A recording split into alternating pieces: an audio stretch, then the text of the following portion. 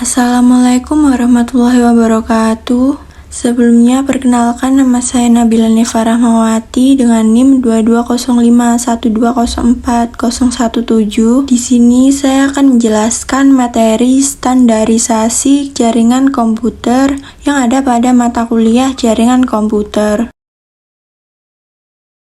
Yang pertama, kita akan membahas OSI model versus TCP atau IP model. OSI atau Open System Interconnection Model dan TCP IP atau Transmission Control Protocol Internet Protocol model adalah dua kerangka kerja yang digunakan untuk menggambarkan bagaimana komunikasi jaringan komputer berlangsung.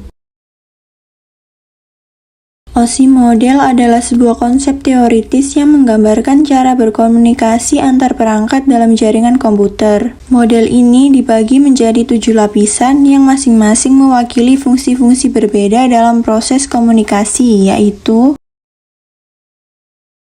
yang pertama ada physical layer, yaitu mengatur transmisi data fisik melalui media fisik seperti kabel atau gelombang radio. Yang kedua, data link layer, yaitu menangani pengiriman data frame di antara perangkat pada jaringan yang sama. Yang ketiga, network layer, yaitu bertanggung jawab atas routing dan pengalihan paket data antar jaringan yang berbeda. Yang keempat, transport layer, yaitu menyediakan kontrol kesalahan dan koneksi end-to-end antar perangkat. Yang kelima, session layer, yaitu mengelola dan mengawasi sesi komunikasi antara aplikasi. Yang keenam adalah presentation layer, yaitu menangani konversi format data dan enkripsi atau pendekripsi jika diperlukan. Lalu yang terakhir, application layer, yaitu berisi aplikasi dan layanan yang berinteraksi langsung dengan pengguna. Sedangkan TCP atau IP model adalah kerangka kerja yang lebih praktis digunakan dalam pengembangan dan pengoperasian internet. Model ini terdiri dari 4 lapisan yang lebih ringkas daripada OSI model, tetapi mencakup fungsi-fungsi yang serupa, yaitu yang pertama, network interface layer, yaitu mirip dengan lapisan fisik dan data link dalam OSI model.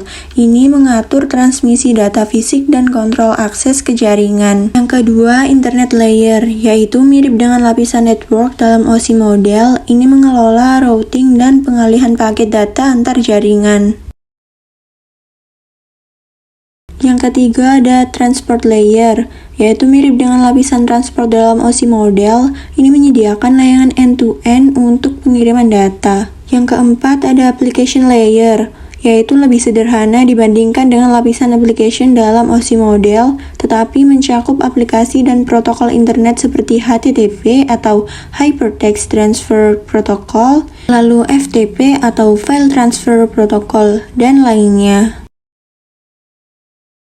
Meskipun ISO model dan TCP atau IP model berbeda dalam kompleksitas dan fokus, keduanya digunakan sebagai panduan dasar untuk memahami cara jaringan komputer beroperasi dan berkomunikasi.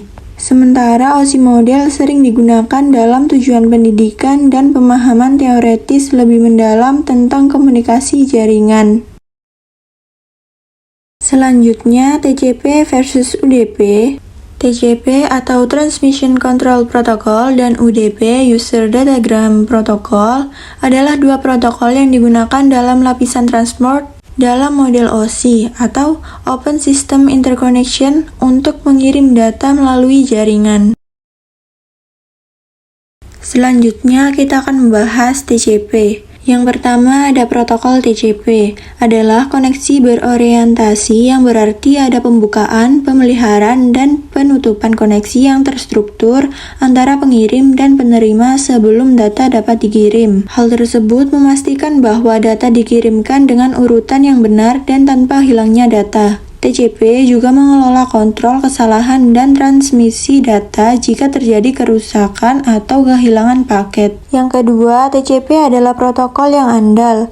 Hal ini memastikan bahwa data yang dikirimkan tiba dengan benar dan dalam urutan yang benar. Jika terjadi kesalahan atau hilangnya paket, TCP akan mencoba untuk mengirim ulang data tersebut.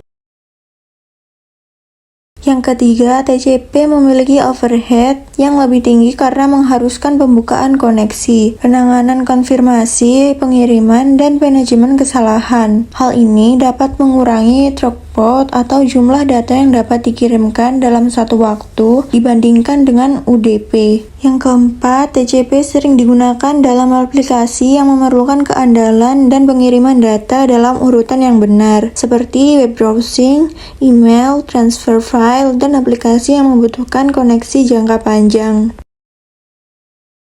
Selanjutnya UDP. Yang pertama, UDP adalah protokol tanpa koneksi yang berarti data dikirimkan tanpa perlu membuka koneksi terlebih dahulu. Hal ini membuat UDP lebih cepat daripada TCP karena tidak ada overhead tambahan yang terkait dengan pembukaan dan pemeliharaan koneksi. Namun, karena kurangnya konfirmasi pengiriman, data dapat tiba di urutan yang berbeda atau bahkan hilang tanpa pemberitahuan. Yang kedua, UDP tidak menjamin keandalan pengiriman data. Hal ini adalah protokol yang lebih cocok untuk aplikasi yang dapat menangani data yang hilang atau tiba di urutan yang salah, seperti streaming video atau game online yang memerlukan respon cepat.